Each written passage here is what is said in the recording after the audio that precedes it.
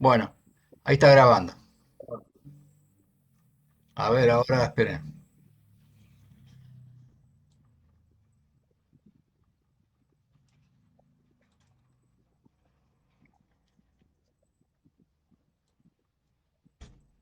Bueno, ahí me ven, chicos, entonces ahora. Se ve, se ve. Perfecto.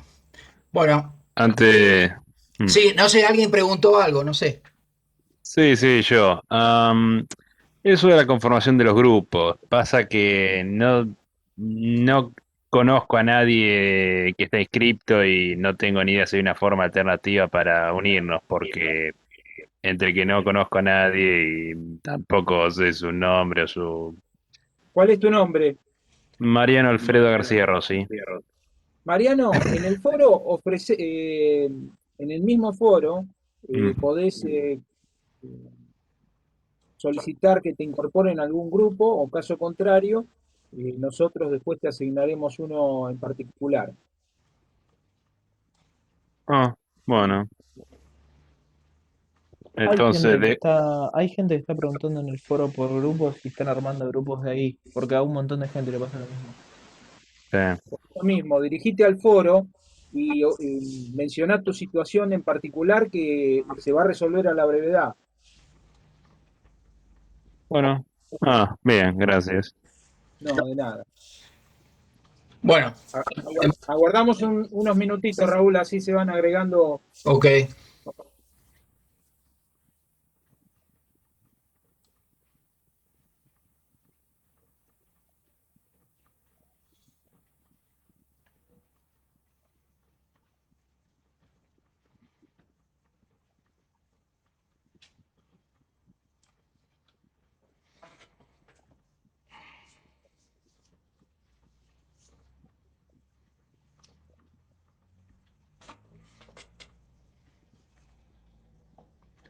Sergio, cuando termino, ¿tomás vos la posta después? Sí.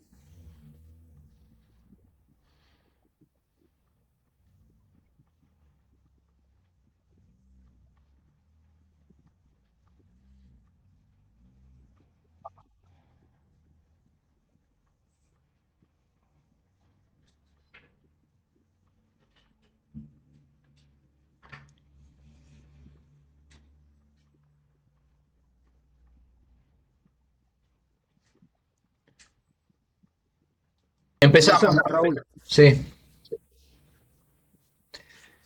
Bueno, buenas tardes. Cuando nosotros la semana, el martes habíamos empezado con la primera parte de enfoque sistémico y ahora justo por un tema de tiempo no habíamos terminado y nos queda, espera un segundito, nos queda directamente el complemento de unas dos o tres fulminas últimas, o sea, las que quedan para terminar con el tema del disparador. Eh, acá en la pantalla ustedes pueden ver lo que habíamos hablado la otra vez, que era directamente una repetición de nuevo del triángulo de jerarquías, o el triángulo de lo que se refiere todas las actividades laborales dentro de una empresa, una estructura empresarial, ¿no es cierto? En el cual los niveles son directivos, gerentes medios, gerentes de línea y empleados no directivos. ¿Se acuerda que habíamos hablado de que el organigrama iba directamente hacia la unidad de mando que estaría en el vértice superior del triángulo? Y ahí donde nosotros tenemos los directores, los gerentes medios y gerentes de línea, es donde vendría a ser el área de administración de proyectos, donde está la etapa de organización, de planificación, organización, dirección y control de los trabajos que se hacen en una empresa. Eh, y habíamos visto también cómo se coordinaban en una administración las tareas, ¿no es cierto? Y prácticamente esa tarea se coordinaban de manera eficiente y de manera eficaz. Y dimos unas definiciones directamente de lo que es eficiencia eficaz, que aquí más o menos están de nuevo reiteradas. ¿Se acuerda que hablábamos de consiste en obtener los mayores resultados con la misma inversión. Eso es eficiencia. Y eficacia es que el trabajador se refiere a la tarea del trabajador. ¿Cómo hace las tareas correctas del trabajador dentro de una organización? Entonces, la eficiencia siempre se refiere a lo que era el proceso productivo, y la eficacia se refiere a cómo desempeña el trabajo el operario, en este caso, por supuesto, en el ítem del manual, ¿no es cierto? Si nosotros tenemos una línea de producción con un excesivo automatismo, evidentemente no vamos a evaluar en ese caso la eficacia en la máquina, sino que entra en juego lo que llama un concepto que ya lo vamos a ver, que es el rendimiento del proceso productivo. Perfecto. Entonces, la eficacia es cómo se desempeña el trabajador en sí. Yo le puse el ejemplo la otra vez en el cual nosotros podemos tener un proceso productivo donde el trabajador, ¿no es cierto?, o el operario, trabaja en forma eficaz, pero el proceso productivo no es eficiente. Por ejemplo, está mal diseñado, por eso es una tarea en la cual tiene que intervenir los ingenieros que se refieren a planificación y dirección. Y hay, por ejemplo, exceso de desperdicio de materia prima. Entonces, eso es el trabajo. Por un lado, el operario es eficaz, pero el proceso productivo no es eficiente. Entonces, la eficiencia se refiere a los medios, básicamente, aprovechar al máximo los recursos, pocos desperdicios. Y la eficacia es a los fines, que es los logros que tienen que conseguirse, básicamente. Y después el otro ítem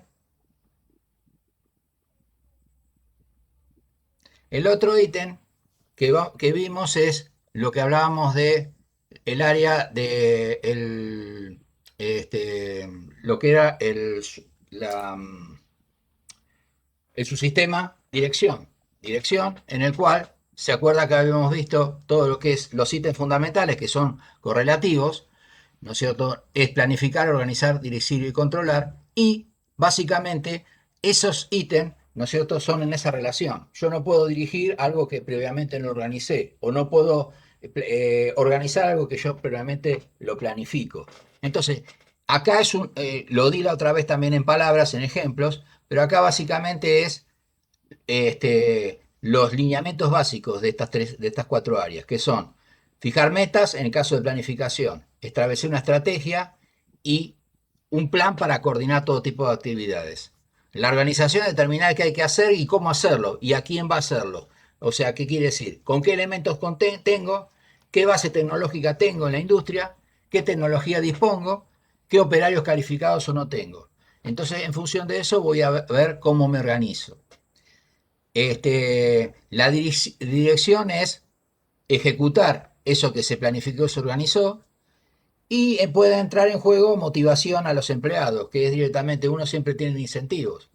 La empresa, generalmente también, una empresa privada lo que hace es, por productividad, por rendimiento, etcétera, da incentivos a los operarios o la línea de producción o el equipo de trabajo.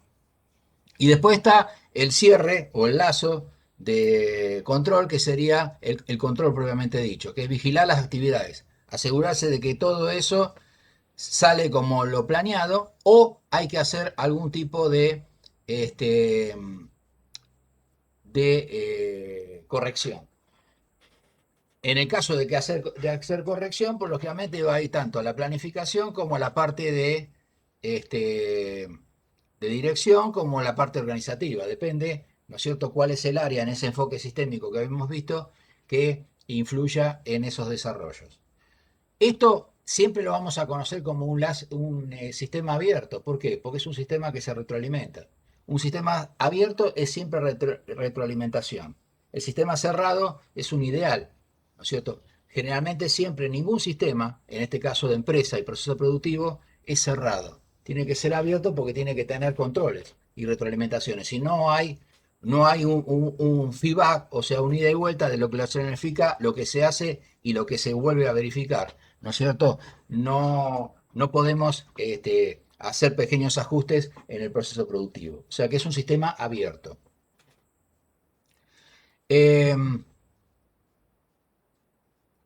Vamos a ver, hablar un poquitito ahora de lo que sería, que también lo van a ver ahí, de lo que sería la administración en sí. Fundamentalmente lo que necesita son, por eso en resumiendo, es primero organizarse. ¿Cómo se organizan? En función del tamaño. Organiza empresas pequeñas, empresas grandes. Después, todas las áreas de la administración, ya sea directamente todo lo que es producción, como lo había dicho, fabricación, servicios, etcétera, es un área específica. La parte financiera y la parte de comercialización y recursos humanos. Y después, si es una organización de tipo de servicios, una organización de mano de obra, o sea, donde se agrega valor, hay mano de obra adicional, perdón, se va agregando valor, vendría a ser una manufactura, ¿no es cierto? Y puede haber organizaciones sin fines de lucro, por ejemplo, una sociedad de beneficencia, una sociedad de fomento, pero bueno, eso básicamente son los tipos de organización en general. Nosotros acá apuntamos a lo que sería una estructura de empresa, básicamente de servicios o manufacturera. Y después, como ingenieros, ¿no? Donde nos vamos a desenvolver. Y después, los niveles de organización siempre van de abajo hacia arriba las respuestas, ¿no es cierto? Y el análisis y las órdenes, la directiva van de arriba hacia abajo y por supuesto las respuestas tienen que venir en sentido inverso. Por eso habíamos hablado de que en el organigrama habíamos visto que los niveles primeros de punta y los niveles medios son funcionales. ¿Por qué? Porque hay interacción, hay una funcionalidad o hay una horizontalidad, entonces se coordinan las distintas áreas, comercio con producción, con fabricación, etcétera. Y por el otro lado, ¿no es cierto? Las áreas bajas son áreas de linealidad, ¿no es cierto? Se dan las directivas y hay que tratar de responder o a través de los capataces ver si las directivas que se están dando se cumplen. Eso básicamente es ese tipo. Por el otro lado estamos hablando de los procesos de toma de decisiones. Eh, Van a haber ejemplos de toma de decisiones en la práctica, ¿no es cierto? Y se eligen decisiones siempre en todos los niveles. Y se eligen dos o más alternativas. Siempre el ingeniero tiene que elegir entre cuando el patrón o el dueño de la empresa le presentan, se le presentan situaciones, siempre el ingeniero tiene que tratar de presentar alternativas.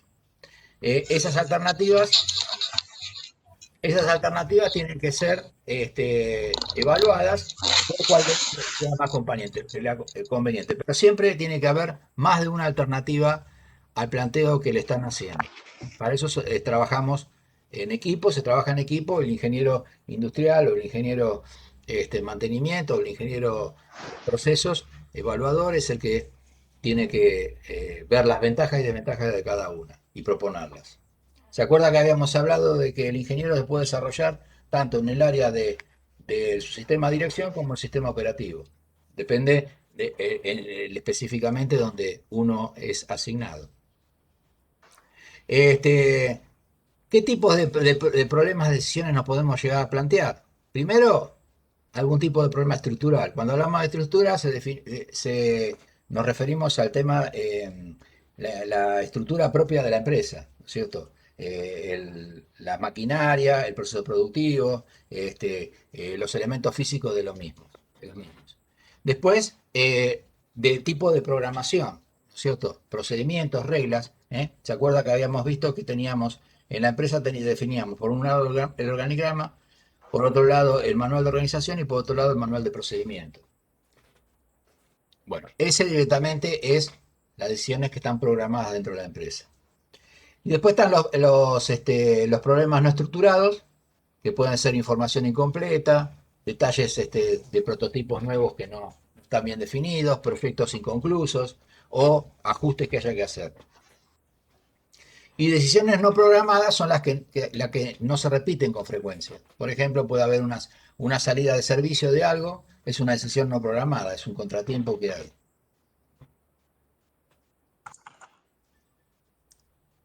¿Se entiende hasta ahí? Bueno, eh, había un tema más que nosotros lo vamos a tocar un poquitito así por encima, que es hablamos sobre la intuición, ¿no es cierto? ¿Qué es la intuición? La intuición directamente son las personas, todos intuimos, tenemos sensaciones, tenemos pensamientos y en función de el conocimiento, en función de la experiencia, en función de los valores, etc. Entonces, la intuición lo que hace básicamente se divide en estos 5 ítems fundamentales, que son éticos, de experiencia, impresiones, cognitivas o cognitivas y después subconscientes. Por ejemplo, la decisión de tipo ético, ¿no es cierto? Un líder o un encargado de planta, ¿no es cierto? Toma decisiones de tipo ético o cultural. Básicamente son por su formación, ¿no es cierto? Eso hace a las decisiones de tipo ética, ¿no es cierto? De tipo conscientes, de experiencia y de formación. Bueno, con respecto a las decisiones por la experiencia, habíamos hablado la otra vez de lo que es la experiencia adquirida en una empresa, de abajo hacia arriba, que puede terminar en lo que nosotros definimos como el CEO, el representante de la empresa en su último estamento, si hace carrera en la misma y es una empresa importante, ¿no es cierto? Entonces, decisiones basadas en la experiencia. Los gerentes toman decisiones de acuerdo a sus experiencias anteriores, ¿eh? Y a su ejercicio del mismo. Esas son decisiones experimentales. Las decisiones basadas en sensaciones emotivas son impresiones, sensaciones del momento, ¿eh? Una impresión, una idea, ¿no es cierto?, que por ahí le viene y verdaderamente yo haría esto de esta mejor manera en esta situación y no en otra situación, en otro entorno. Por ejemplo, hoy en día, con el entorno económico que nos toca vivir, los gerentes trabajan muchos con estas impresiones, ¿eh? Esta es una decisión en la cual es necesario ahondar en producción. En este momento hay que tratar de bajar un poquito el proceso productivo y tratar de ahorrar o estoquearse. Esas son las impresiones que uno tiene, ¿no es cierto?, y sobre la experiencia y sobre los momentos que nos toca desarrollar esa actividad profesional en el ámbito. Después, subconsciente. Los gerentes utilizan datos del subconsciente para ayudar en las tomas de decisiones. Todos somos seres racionales y tenemos un subconsciente que nos pensamos, que siempre pensamos. Uno no se desentiende automáticamente porque sale de la empresa, sobre todo cuando tiene un nivel gerencial. Siempre está buceando, no quiero decir que sea un enfermo de la empresa, pero tiene su elemento de recreación, pero también sigue pensando, sigue razonando en distintos ámbitos, en distintos momentos, ¿no es cierto?, para tomar una decisión. Entonces el subconsciente, la mente sigue trabajando. Bien, eso es algo genérico y máximo una persona que tiene una responsabilidad gerencial. Y la parte de decisiones cognitivas, que son los gerentes toman decisiones según sus habilidades, conocimiento y capacitación, lógico. En función de su experiencia, voy a tomar una decisión. Si yo no manejo un tema, lo voy a consultar, lo hablaré en la horizontalidad con otros estamentos de la gerencia o otras áreas específicas de la empresa, o incluso con la parte del directorio. Pero lo importante es tomar unas decisiones de tipo con conocimiento, eso es fundamental. Bueno, cuando hablamos de planificación, ¿no es cierto? Ya un poco lo habíamos visto antes, que eran los fines y los medios, básicamente. ¿Cuáles son? Para planificar tenemos que definir objetivos, ¿no es cierto? Marcar una dirección, reducir la incertidumbre, reducir los imprevistos, que no haya ningún tipo de superposición de tareas, reducir al máximo las pérdidas, porque significa costo, que es mano de obra y materiales, y siempre establecer un criterio de control. Básicamente, ¿cuál es esa planificación? Son metas y planes, se basa en eso. Las metas son los resultados, lo que uno va a conseguir, y los planes, ¿no es cierto?, es cómo lo vamos a hacer. qué recursos tenemos y cuál es el calendario. Siempre en toda empresa se hace lo que se llama recabar datos históricos y predecir, ¿no es cierto?, a futuro. Hay que hacer un plan de trabajo y una predicción anual. Los datos históricos siempre uno los va a tener. Al principio no, cuando está en formación no, pero después en función de la demanda, en función de la tecnología que tiene, en función de los inconvenientes que se puedan plantear en el año desde el punto de vista del entorno socioeconómico, dificultades financieras, etcétera, uno va directamente haciendo una planeación del mismo. Para eso es importante esos datos históricos. Después, yo directamente, en función, cuando uno hace lo que llama economía de escala, que es cuando ya la empresa ya tiene fidelizado su clientela, no tiene mayores inconvenientes, la capacidad ya la tiene definida, ¿no es cierto? Bueno, ya directamente ahí ya están, y en función de los datos históricos es como que uno va directamente planificando ya más fácil. Pero el tema es directamente cuando va a fidelizar, cuando necesita fidelizar clientela. ¿Cuál es la capacidad? La capacidad es lo que yo puedo satisfacer de mi empresa frente a la demanda. Esa capacidad tiene un tope. Si yo tengo que evaluar directamente si esa capacidad la puedo superar, bueno, tengo que hacer un análisis técnico-económico si en ese momento del país y del entorno, yo puedo directamente ampliar mi empresa, comprar nueva máquina, etcétera. Y si no, bueno, directamente esperar en función de esa estrategia. Todo eso define tipo de estrategia. Tipo de estrategia.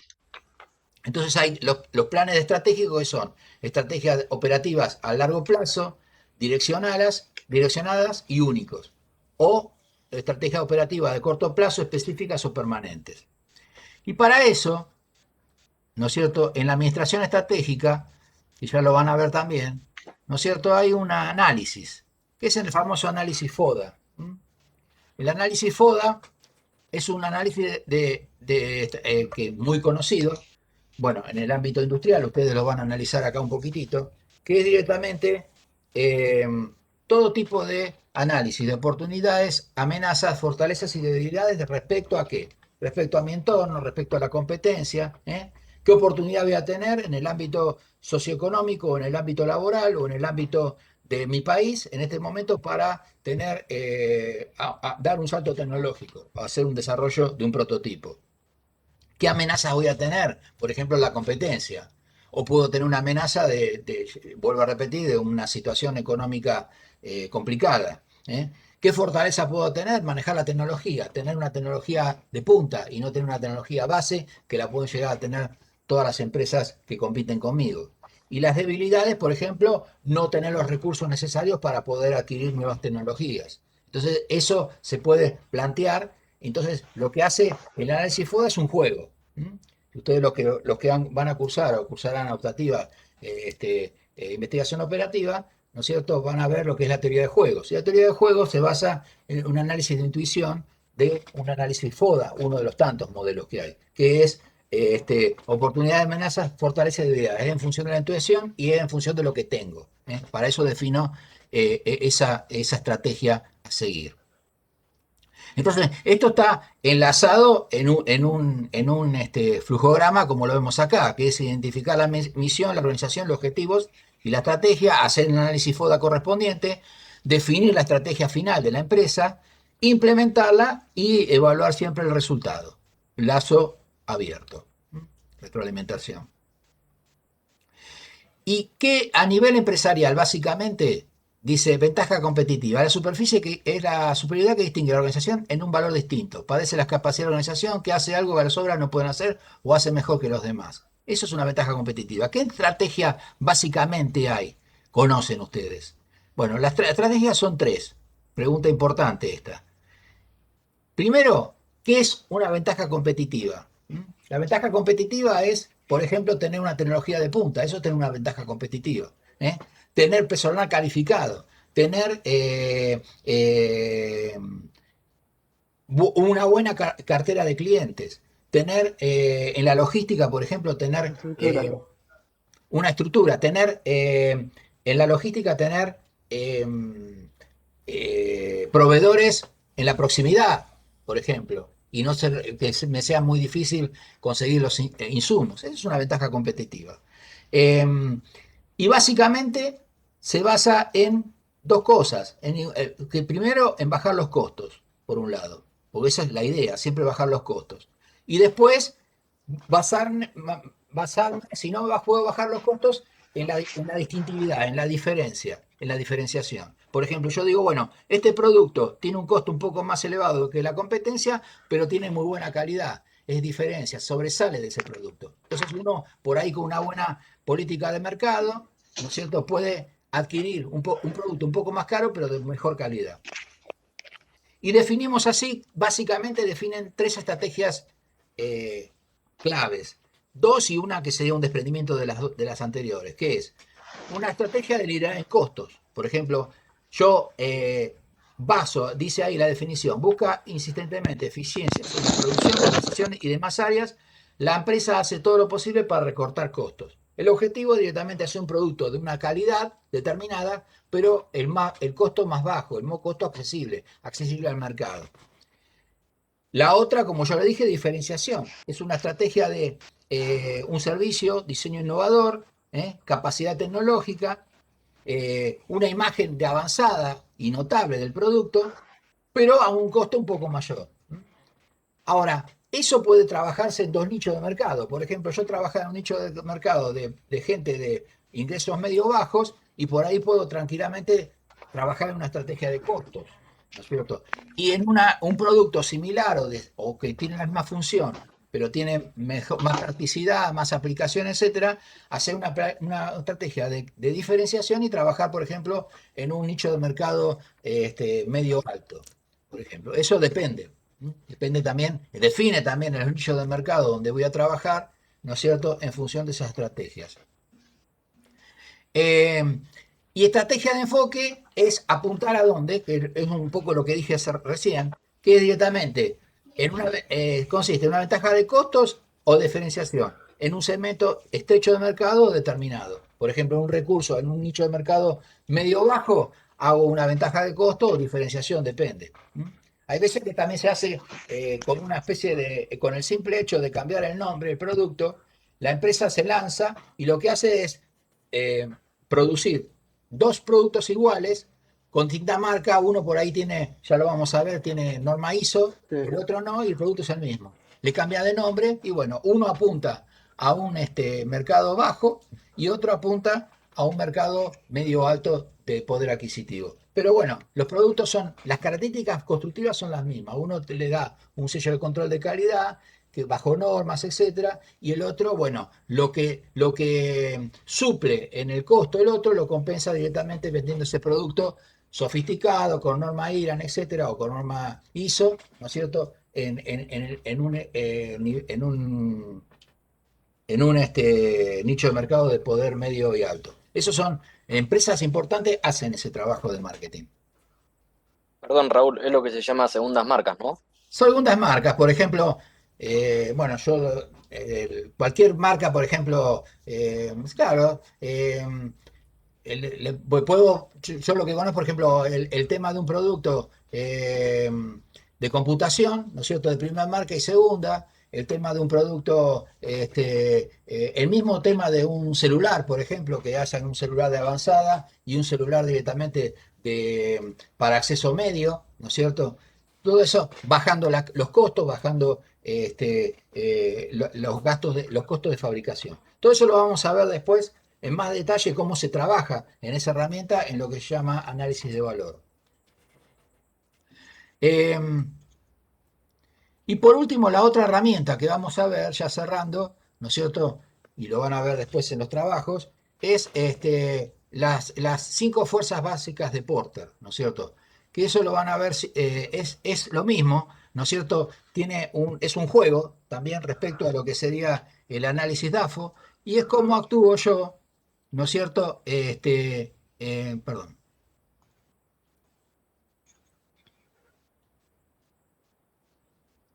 A ver, espere que lo enfoque. Ahí está.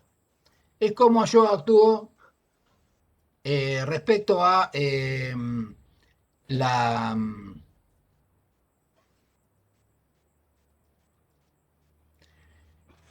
la competencia y los proveedores. Por ejemplo, yo me puedo parar en el medio, ¿no es cierto? Intensidad de la rivalidad entre los competidores actuales, y yo directamente tengo una empresa, ¿no es cierto? Pero tengo nuevas entradas, ¿no es cierto? Y hay amenazas de nuevas entradas. Entonces yo lo que hago directamente yo, con respecto al competidor, directamente digo, bueno, yo quiero este producto, pero tengo opciones. ¿Opciones de dónde? De tener otros proveedores. Entonces en ese caso voy a tener poder de negociación, porque al haber varios proveedores yo puedo elegir y buscar un precio en lo que me refiere a materia prima e insumos. Y por otro lado, tener poder de negociación si hay varios compradores. Al haber varios compradores directamente, el poder de negociación a mí, o sea, es como que el comprador, eh, y haber un mercado amplio, elige, tiene el poder él, en este caso, ¿no es cierto? Frente a dos opciones o tres opciones de rivalidad. Ahí van a elegir ahí mejor servicio de postventa. Por ahí los productos son iguales, pero por ahí tienen mejor financiación, mejor servicio de postventa, mejor marketing, ¿eh? O mejor entrada en el mercado y seguimiento. Después, por ejemplo, tenemos otra opción, que sería directamente cuando nos ponemos en la estrategia de lo que sería sustitutos, ¿eh? Entonces, yo tengo una intensidad rival en los competidores, ¿qué pasa? Surgen sustitutos, amenazas de lo mismo. Por ejemplo, un producto que puede hacer otra tarea similar y da por tierra, ¿no es cierto?, al producto que yo estoy fabricando. Entonces ya tengo que hacer directamente una opción, el sustituto está, tiene poder esa persona, y yo lo que tengo que tratar es buscar un elemento sustituto para contrarrestar ese efecto y poder no tener una caída en mi producción. Por ejemplo, no sé, buscar alternativas de innovación y desarrollo en mi producto para que sea más competitivo. Eso depende. Entonces siempre, fíjense que acá estamos actuando los 5 fuerzas de deporte, que son los compradores, los proveedores, los elementos amenazantes o sustituciones y las amenazas y las intensidades que existen en las distintas rivalidades. Bueno, básicamente eso es lo que quería que vieran y que creo que lo van a ver después más programado en teoría, en práctica, perdón. ¿Alguna pregunta? Chicos, ahí No, Ninguna. Sí, no. alguien preguntó ahí, me parece. O no, dijeron no. Una voz de una No, dama. dije que ninguna pregunta. Bueno, gracias. Bueno, ahí básicamente de los disparadores que tenemos respecto a el módulo 1 y lo que ustedes tienen que ir desarrollando. ¿Mm? Si no hay más preguntas, voy a tener la grabación.